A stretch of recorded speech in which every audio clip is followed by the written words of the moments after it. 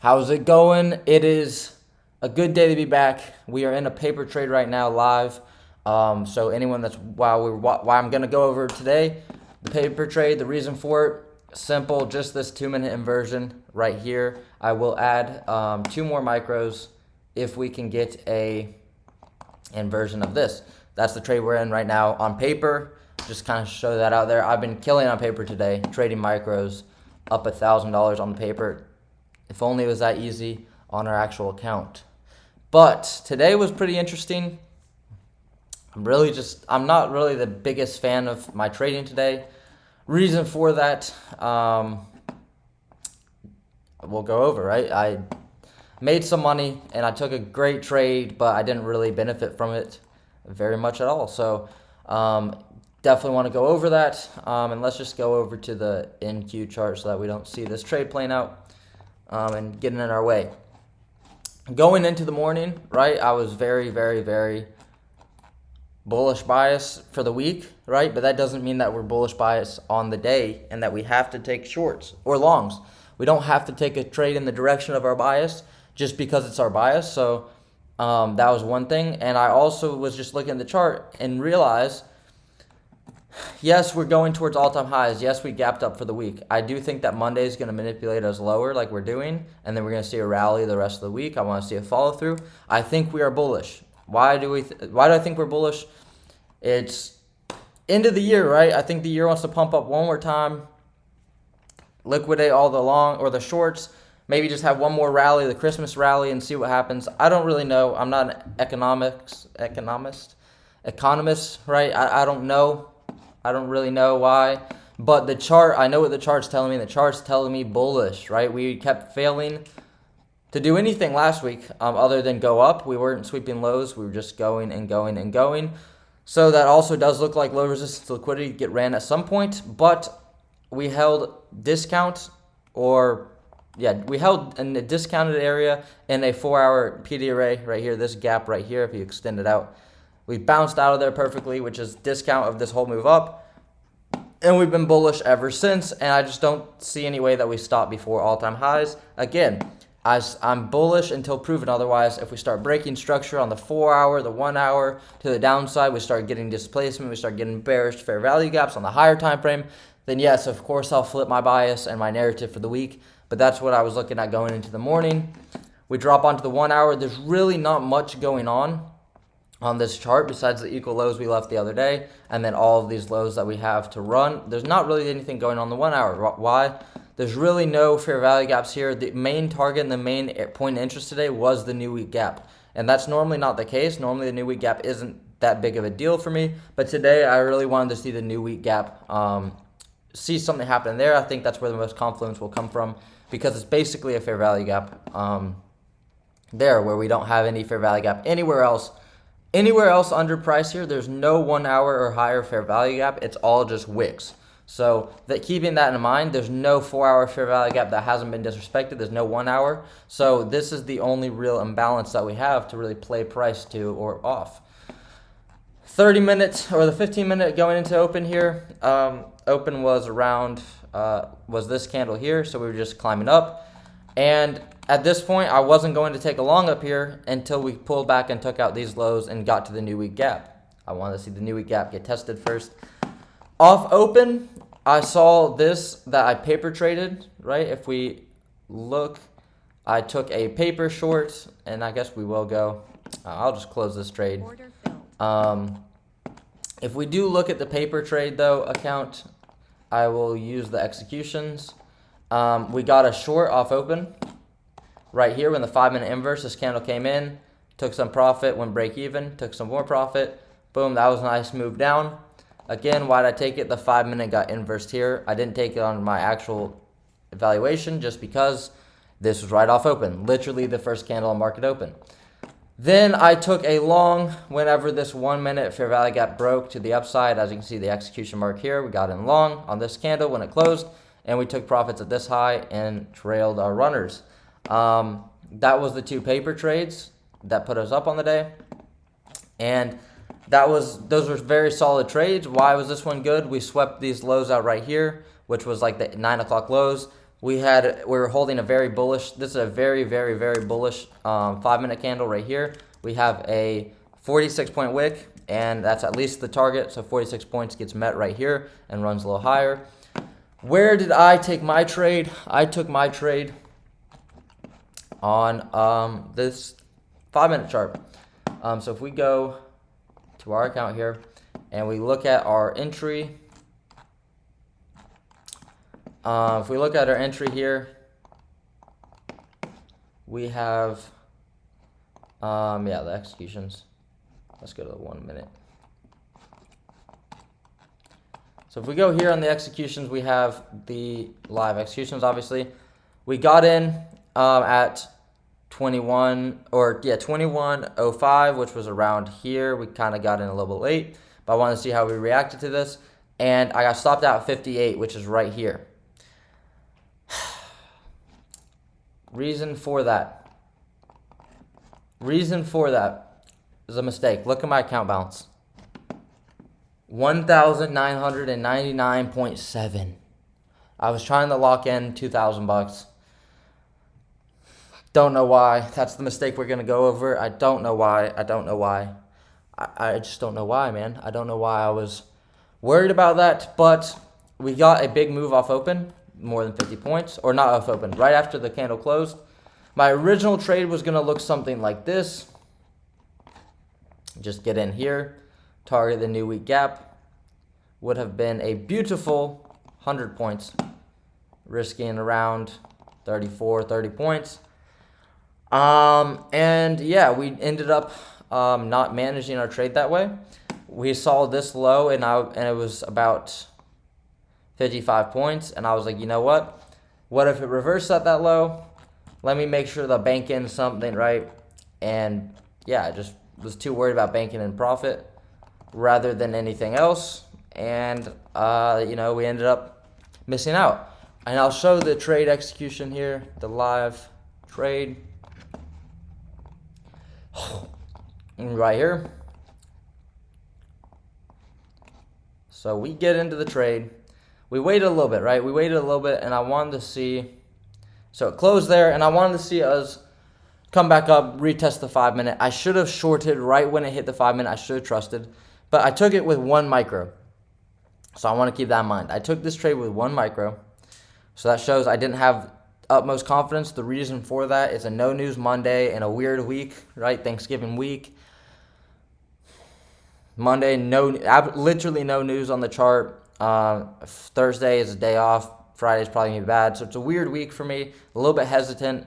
Didn't want to get caught up on this trade. Also, I have a higher time frame bullish bias. So I didn't want to just be like, oh, we got a 5-minute inverse. It has to go down, right? I didn't have too much confluence, too much structure besides just the 5-minute inverse. So I was like, you know what? This is a good reaction. It's 1 micro. I'm completely fine going in here. And if it doesn't really work out, maybe I can just get away from today with 1 loss. And I was like, okay, this thing looks all right. This looks like it's going to melt. I need to just get in. And I placed my entry right around here probably. And we're rejecting the inverse again, risking about $100 maybe. Risking $72.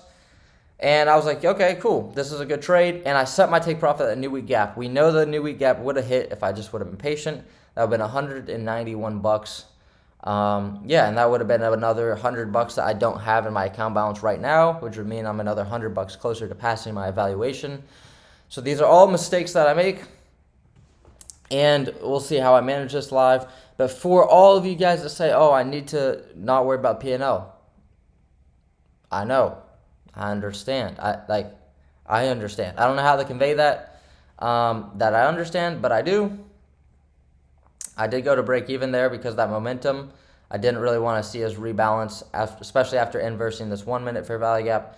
Didn't want to see us come back up at all. But yeah, I understand I shouldn't trade some of the ways I do. It's habits I'm trying to break, right? I'm actively working on it, so I do not need people to tell me, what I'm supposed to do or how I'm supposed to do it, because I understand. Look, I've been trading for long enough to know what I need to be trying to do and what I should be doing, right? I've been trading long enough to know that. I set my take profit here for $101, and it's frustrating because it fills me a little bit higher up.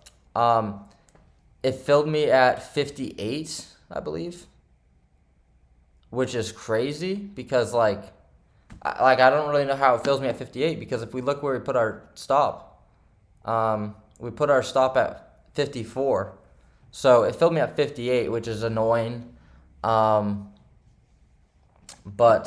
it is what it is.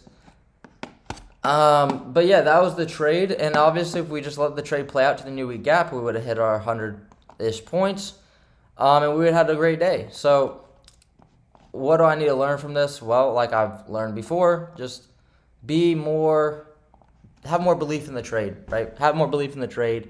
Don't get shaken out, or don't get scared that you're not going to make money, right? If you don't make money, you don't make money. I could have left my stop at break even and been fine with that, right? I don't think going to break even would have been bad at that low. But do I need to trail my stop into profits like that, 50 points into profit? No, I do not need to trail my stop 50 points in profit. I can let it go break even and then let the trade start playing out, right? And because of that, because of the inability to just let my trade play out, I cost myself $100. So again, anyone that wants to tell me that I need to not focus on the P&L and all that stuff, if I had never heard that before, that would be great advice, and I would be happy for that. But I've heard it, and I know it, and I understand it, so I don't need a million people telling me. Actually, you know what? I wish a million people would tell me that, because that means that this video would have a ton of views and it would make me a lot of money. But I don't need a bunch of people in the comments telling me that I need to just go to demo trading or I need to do X, Y, Z, because this is the reality, man. I can trade, right? I can trade. So it's not demo. It's not my executions. It's not my it's not that stuff, right? Because I traded demo today with normal sizing and I'm up $1,000. And I also took a real trade. Like, my problem isn't in my trading. It's not in my demo trades or not my demo trades. My problem literally comes from just doing the wrong thing when I'm in a trade, and that only gets better through practice. I'm only going to get better at practicing and executing real trades if I execute and practice real trades, right? I can't sit there and play on demo all day and get much better at emotions, because there's no emotions on demo. I know my strategy. I know what I'm looking for. I know how to trade. I just make mistakes because of emotional decisions attached to money. So again, it would be good advice if I didn't know what I was doing, if I didn't have a system, if I didn't have a strategy, if I didn't know how to trade, then yes, demo trading's good, because you start seeing, oh my gosh, it works, or wow, I learned this, or wow, I shouldn't do this. But my problem doesn't lie with demo trading fixing it, right? That's not where my issues are. My issues have to be front head on. I have to manage them and I have to learn from them, right?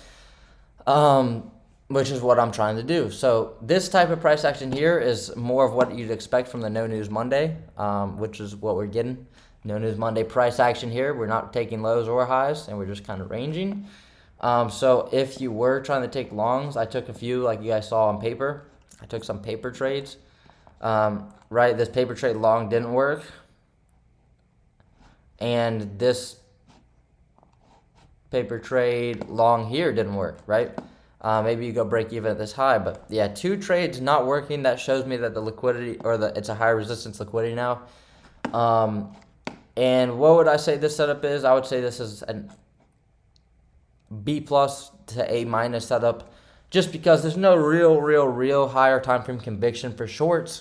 It's just kind of like an internal scout. So yeah, we made a mistake with taking our profits early, and now we're sitting at 999.7. Which is cool, right? This is the best I've ever done. This is the highest account balance I've ever been. I've never closed a day this far up in my account balance. I think my previous best, I was just looking at photos, my previous best was $1,914. So we're above that, but it doesn't mean anything. It means I have to just keep doing the right thing, because it means we are close. But close isn't the goal, and $3,000 in the eval doesn't matter. It's about doing the thing. It's about being consistent and finding good trades. The market doesn't care about my account balance. The market doesn't care about my evaluation account. It doesn't care about any of that. It only cares about where it's going and when it's gonna get there. So I need to not worry about anything else, and I'm pretty cool with that. But I think until I just start getting some breathing room or get closer, it's not going to really get any easier because I've never passed an account, so that idea is going to loom over me no matter what. And I just kind of have to block it out and just keep doing what I'm doing, keep chipping away. Unfortunately, today in the last week, I've been trading 1 micro, which is just 1 and 2 micros, which is kind of, it's going to be hard to get there with 1 and 2 micros, but we're doing it. We're up $500 since, we got this account. So we just got to do that 2 more times, and we'll pass. And we didn't really do anything too crazy this last week. We just did our thing. We took like 1 or 2 losses, a few break even, a few wins, and we're on our way. So we are really we are 4 1-to-1 trades away, or 4 1 to 2.5 trades away from, or 4 1 to 1.5s away from passing the account. If we just risk $200, we take a trade, we take profit at 250, right? We're just 4 wins away from passing the account. Which again, I know not to focus on passing it, but it looms over my mind because we are so close and we worked so hard. And it'll just be nice. It'll just be very, very nice to see us pass an account. It really will be. Cannot wait to. But again, I've understood. I've been to this point or close to this point before and had it come crashing down due to mental mistakes, due to just crashing out, due to just doing dumb things. So I've been close and I've ruined it. So I know what I don't want to have happen, and I'm going to be as cautious as I can be about my mindset and about my decisions. And, I'm going to start trying to chip away at it, right? It's unfortunate that we didn't take this trade with 2 micros even, because if we took 2 micros, we got in right away. We take profit here, like 70 points, and then we take profit here, 100 points. That'd been like 170. That'd be like 360, 350. That would be a nice chunk. Right? That'd be another $300 in the good. But that's not the way things panned out. So, yeah. I mean, I'm not really looking at anything the rest of the day. Something I think is cool that Top Step X just added is a lockout period. We've had this, but if you guys see, there's a countdown, 5 hours and 24 minutes. I just set it to the end of the day. I would just have done it all day, but I wanted to show you guys this new feature. So there's a cooldown that I might start using, and it's a lockout feature, and you can set it at different times. I could have set it for 15 minutes, 10 minutes, whatever. And after I took my trade and I was so close to $2,000 balance, I had this urge to just jump in and try and get a few bucks to be over 2,000, just to see 2,000 in the account, which at the end of the day doesn't matter because the difference of 30 cents doesn't matter, but for some reason I would feel like it does matter. And I just clicked 15-minute lock to keep myself from doing it. So it's kind of cool that you can do that. And I think that's what I might start doing when I take a first loss if I'm still trying to trade, is just hit like a 5-minute or 10-minute cooldown and just say, look, I'm locked out. Let me gather myself without the ability to push any buttons and then come back and see what we can do. So that's a cool feature I want to throw out. But yeah, man, frustrated with 1 micro trade today. It's a good trade, right? We ended up capturing about 50 points, which is never a bad trade, right? I want to sit here and complain about not holding further, but if I can consistently do 50 points, I'll be a rich man, right? So it's not that I just got in the trade and just closed it as soon as it went green. Pretty much what I did. And yeah, I should hold to my targets. But overall, a good day, a good trade. We didn't have the utmost conviction because it was a no news Monday, right? I need to kind of get over myself on those types of things. It's the market. It's not like a superstition, but we are starting to see that no news Monday price action right here. This is the 5-minute, and this is looking pretty rough. If I was trying to trade at this point, I would just be getting cooked up. I would just be getting chopped up. How could we avoid this entry here, down here, if we were still looking to trade? Well, I would probably just tell myself, look how long it took us to inverse this gap. It's not very strong price conditions, right? If you see one just continuous move up, then you could be like, yo, this looks kind of good. But when we're chopping like this, it doesn't look very good. And when we do fail, and we fail to take out the low, you should no longer be looking for this trade because we didn't sweep any liquidity to the up or downside. So that's just my opinion on how I could avoid those, because I am looking at them and saying, look, that doesn't look the worst, but what was the reason why maybe, I could identify this really wouldn't be that great of a day to trade after this point. And it's just because the inversion's failing. When you see a bunch of inversions failing, you can kind of tell things are going to get a little bit hairy, right? This is a better inversion on this 2 minute. Why? Because look at the speed. We don't touch it yet. We run straight through it and close, and we respect it. Whereas this inversion, we go in, we respect it, we close down, we close up, we close down, we close up. Oh, we finally inversed 10 minutes later, right? A 10-minute inverse or a one flush through. Which one do you think is better? It's obviously this one here, this price action right here. So happy with the day, happy that I'm up, happy that I, didn't crash out. But again, nothing changes. We show up tomorrow, we try and do our best, and we try and learn, right? That's all trading is. That's all trading ever will be. It has nothing to do with money, has nothing to do with dollar amount, it doesn't have anything to do with accounts, it has everything to do with decisions and the charts.